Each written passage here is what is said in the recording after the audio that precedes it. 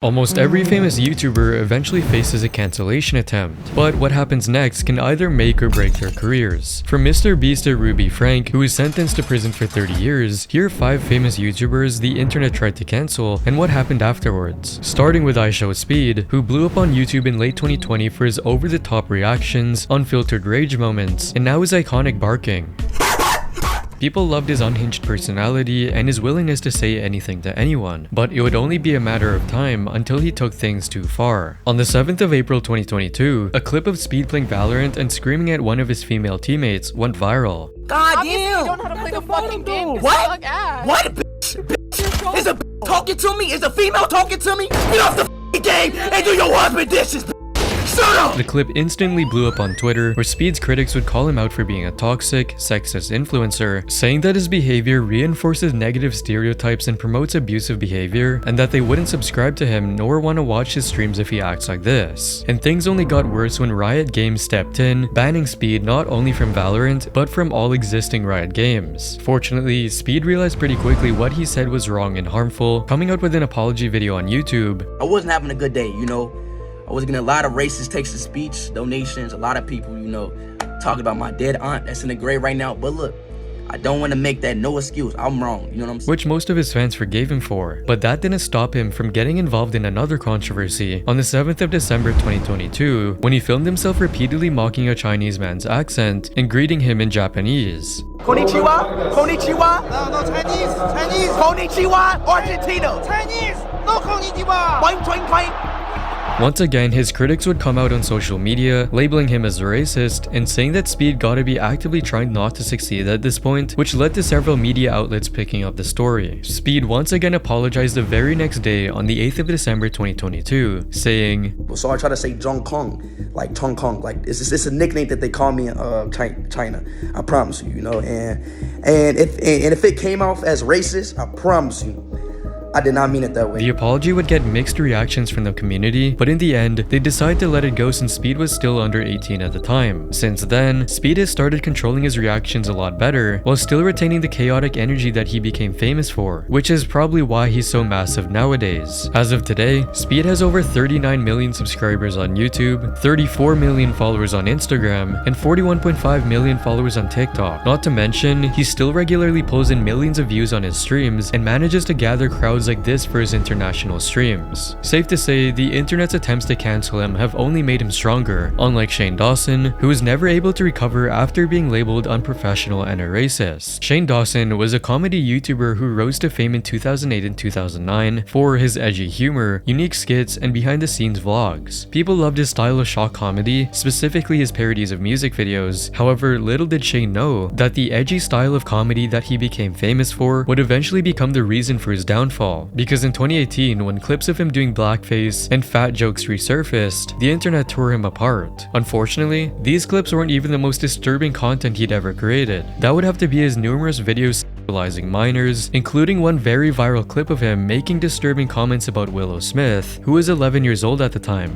Oh, Willow. Oh, whip your hair back and forth. Oh.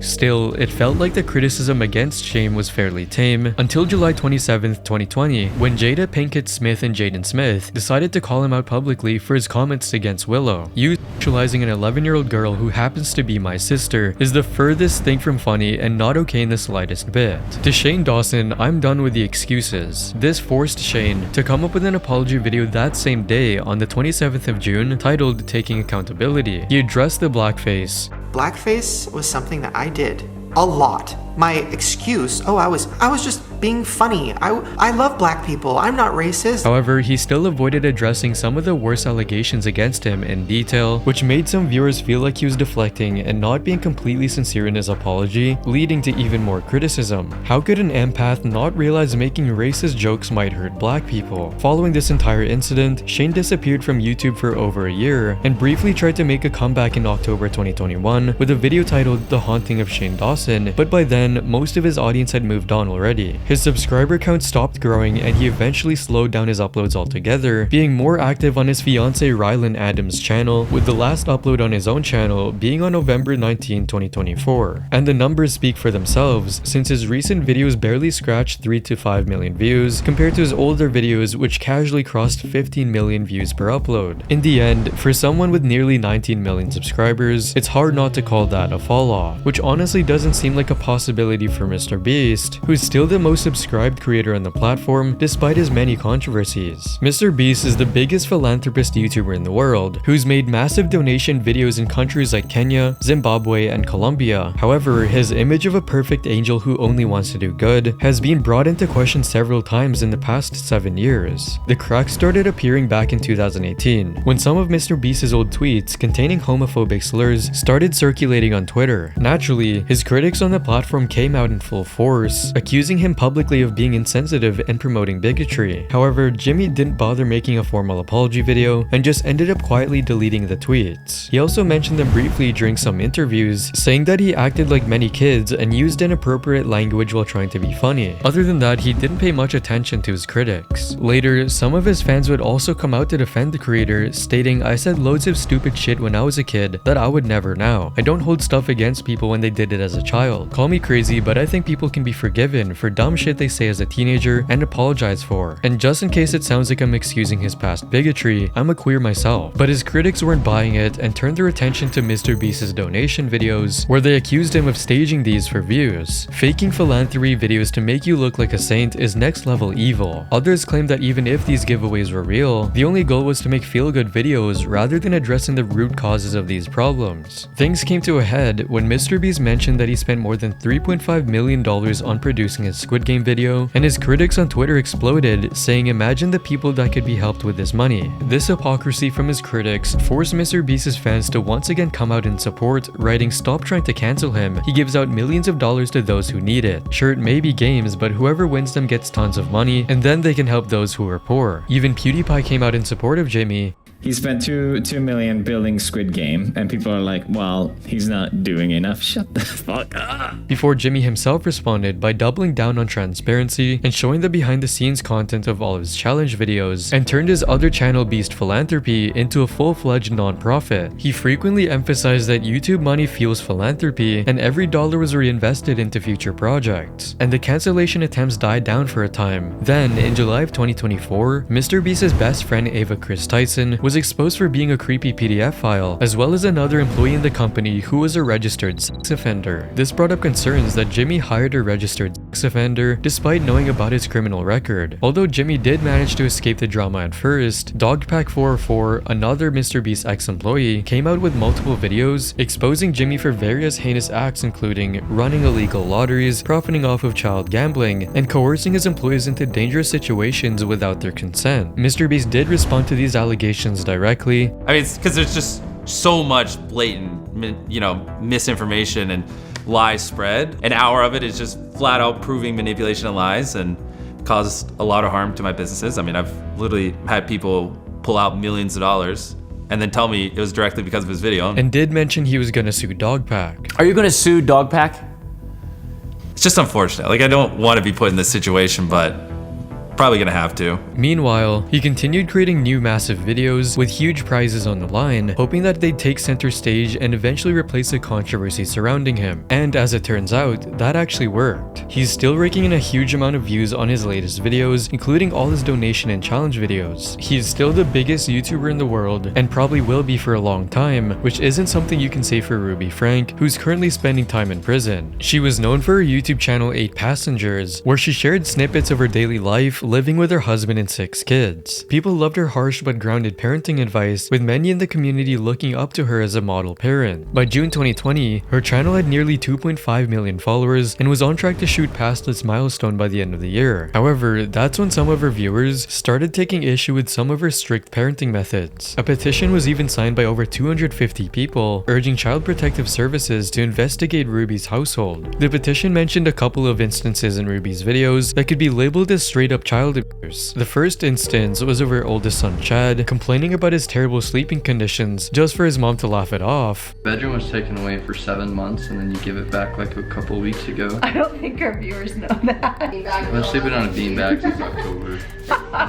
And another instance where Ruby avoids responsibility for feeding her 6-year-old daughter lunch. Just got a text message from Eve's teacher, and she said that Eve did not pack a lunch today, and can I bring a lunch over to the school? I responded and just said, Eve is responsible for making her lunches in the morning, so the natural outcome is she's just going to need to be hungry. Ruby responded to the allegations in an interview with The Wrap that same year, saying that she was simply demonstrating what a responsible mother looks like. However, her channel did start losing subscribers by 2021, and it would only be a matter of time before she had to face the consequences for her actions. In August 2023, Ruby was arrested on child abuse charges when one of Ruby's children, a 12-year-old boy, arrived on the neighbor's doorstep looking malnourished and incredibly weak, almost as if he'd been starving for weeks. According to the officers who made the arrest, the child also had visible wounds and marks from tape around his wrist and ankles. Later, the police also found Ruby's 10-year-old daughter in a similar condition inside the home. Fortunately, both children were immediately taken in by Child Protective Services. The trial was quick, and nearly a week after her arrest, Ruby was charged with the following: 4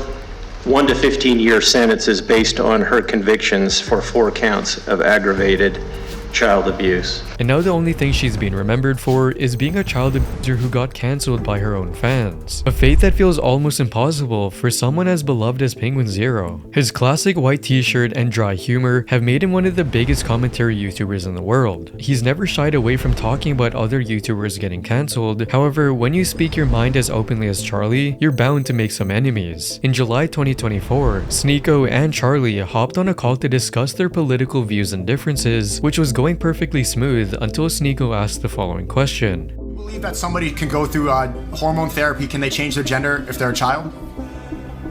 I think that's totally fine as long as everyone is consenting. Okay, so as long as everyone... Your parents are okay with it and you are okay with it, I think that's totally a familial decision to make, yeah. Okay, so a child can cut their penis off and take hormone blockers and change their biology forever, but they can't get married?